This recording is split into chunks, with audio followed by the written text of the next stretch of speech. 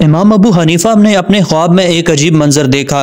انہوں نے دیکھا کہ ایک سور ایک درخت کو کاٹ رہا ہے اور اسے گرانے کی کوشش کر رہا ہے، حتیٰ کہ اس درخت کی ایک چھوٹی شاخ آتی ہے اور سور کو مارتی ہے، جس کے بعد وہ سور ایک نیک بندے میں بدل جاتا ہے جو اس درخت کے نیچے بیٹھ کر اللہ تعالیٰ کی عبادت کرنے لگتا ہے۔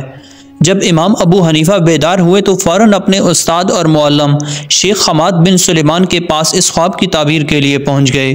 اس وقت امام ابو حنیفہ کی عمر صرف 12 سال تھی۔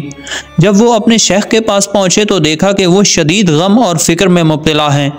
امام ابو حنیفہ اپنا خواب بھول گئے اور اپنے شیخ سے پوچھا، شیخ آپ کیوں غمگین ہیں؟ میں آپ کو پریشان دیکھ رہا ہوں۔ اس پر شیخ حماد نے کہا، اے ابو حنیفہ، خلیفہ نے مجھے بلایا ہے تاکہ میں ان ملحدوں سے مناظرہ کروں جو اللہ تعالیٰ پر ایمان نہیں رکھتے اور کہتے ہیں کہ فطرت کا کوئی خالق نہیں۔ یہ ایک عظیم معاملہ ہے کیونکہ ہم اللہ کی ذات کی حقیقت کو مکمل طور پر نہیں جانتے کہ اس پر مناظرہ کریں۔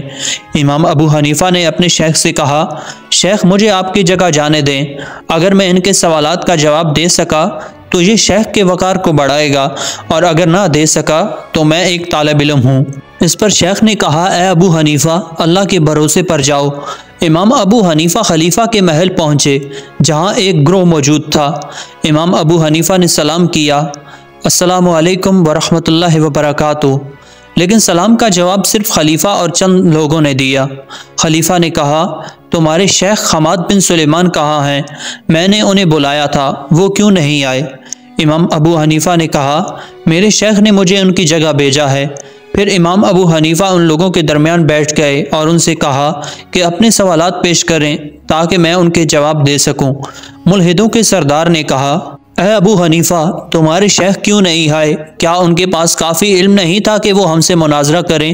امام ابو حنیفہ نے کہا، میرے شیخ علم کا ایک درخت ہیں جو علم کے پھل دیتا ہے، لیکن تم ان کے قابل نہیں ہو کہ ان کے ساتھ بیٹھ سکو۔ خلیفہ نے کہا، آئیے مناظرہ شروع کرتے ہیں۔ مناظرہ ملحدوں کے سوال سے شروع ہوا۔ انہوں نے کہا، اے ابو حنیفہ، کیا تم نے اپنے رب کو دیکھا ہے؟ امام ابو حنیفہ نے جواب دیا، سبحان اللہ، میرا رب ایسا ہے کہ آنکھیں اسے دیکھ نہیں سکتی لیکن وہ آنکھوں کو دیکھتا ہے۔ ملحدوں نے کہا، ہم ایسی باتوں پر ایمان نہیں رکھتے، ہمیں فطرت سے مثال دو۔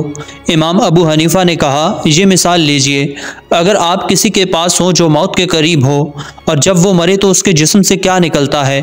انہوں نے کہا، اس کی روح نکلتی ہے۔ امام نے کہا، جب اس کی روح نکلتی ہے تو کیا آپ اسے دیکھ سکتے ہیں؟ انہوں نے کہا، نہیں۔ امام نے کہا، روح جو اللہ کی مخلوق ہے، آپ اسے نہیں دیکھ سکتے تو آپ خالق کو کیسے دیکھ سکتے ہیں؟ یہ جواب سن کر وہ خاموش ہو گئے، لیکن انہوں نے ایک اور سوال کیا، اے ابو حنیفہ، تمہارا رب کس طرف موجود ہے؟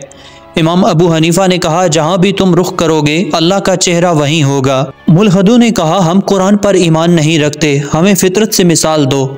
امام نے کہا، فرض کریں آپ ایک اندھیرے کمرے میں ہیں اور چراغ جلائیں تو روشنی کس طرف جائے گی؟ انہوں نے کہا، روشنی ہر طرف پھیل جائے گی۔ امام نے کہا، یہی میرے رب کی صفت ہے کہ وہ نور ہے۔ پھر وہ امام سے سوالات کرتے رہے اور امام ان کے سوالات کے جواب دیتے رہے یہاں تک کہ ان کا آخری سوال آیا۔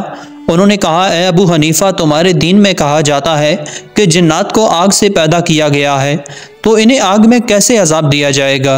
امام نے کہا، یہ سوال فطرت سے مثال کے ذریعے سمجھاتا ہوں۔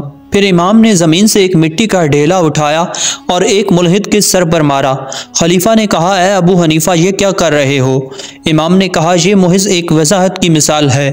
یہ ڈھیلا مٹی سے بنا ہے، لیکن دیکھیں کہ مٹی نے مٹی کو تکلیف پہنچائی، اسی طرح اللہ آگ کو آگ سے عذاب دے سکتا ہے۔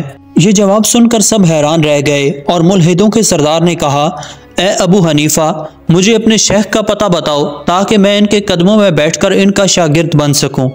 اس طرح امام ابو حنیفہ نے اپنے خواب کی تعبیر جانی، جس میں سور ملحدوں کا سردار تھا، درخت علم کا درخت تھا اور چھوٹا سا ٹہنی امام ابو حنیفہ تھے، جنہوں نے ملحدوں کو شکست دی اور انہیں اپنے شیخ حماد بن سلیمان کا شاگرد بنا دیا۔ ناظرین، اگر آپ کو ہماری یہ ویڈیو پسند آئی ہو تو ویڈیو کو لائک اور چینل کو سبسکرائب ضرور سے کیجیے۔ ملتے ہیں بہت جلد ایک اور ویڈیو کے ساتھ، تب تک کے لیے اللہ حافظ۔